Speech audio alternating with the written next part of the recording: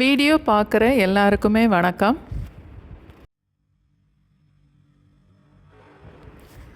மில்லட்டில் சக்கரை பொங்கல் செய்து பார்க்கலாம்.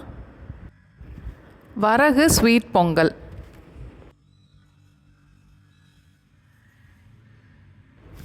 (120 ml) அளவுள்ள கப்பில் 1 கப் அளவுக்கு வரகு,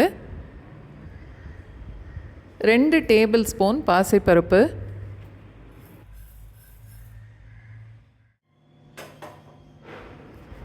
2-3 தடவை நல்லா கழுவிட்டு அதே கப்பில் 3.5 கப் அளவுக்கு நான் தண்ணி சேர்க்குறேன்.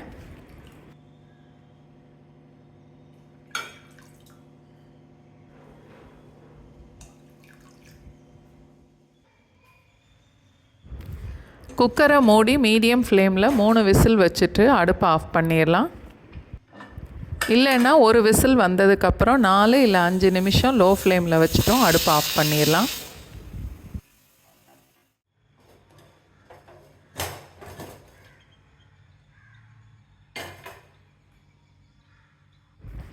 வரகு பருப்பு ரெண்டும் இந்த மாதிரி நல்ல குழைய வேகணும்.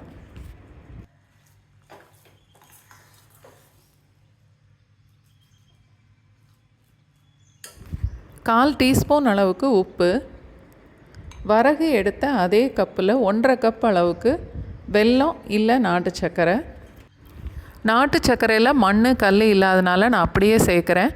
வெல்லம் சேர்க்குறதுனா கொதிக்க வச்சு வடிகட்டி சேர்த்துக்கலாம். அதே கப்பில் 1 கப் அளவுக்கு பால் சேர்க்குறேன். கலந்து பார்த்துட்டு தேவைன்னா இன்னும் கூட கொஞ்சம் சேர்த்துக்கலாம். கால் டீஸ்பூன் ஏலக்காய் தூள்,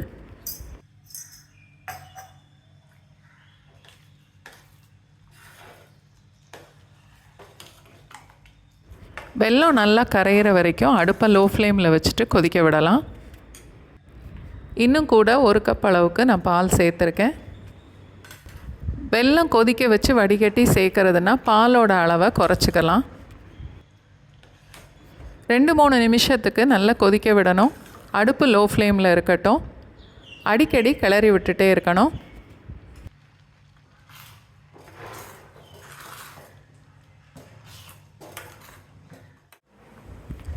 வெல்லம் நல்லா கரைஞ்சி மில்லட்டோடு சேர்ந்து இந்த மாதிரி வந்ததுக்கப்புறம் அடுப்பை ஆஃப் பண்ணிவிட்டு 3-4 டேபிள் ஸ்பூன் அளவு நெய்யில் 2 டேபிள் ஸ்பூன் அளவுக்கு முந்திரி பருப்பையும் வறுத்து பொங்கலோடு சேர்த்துடலாம்.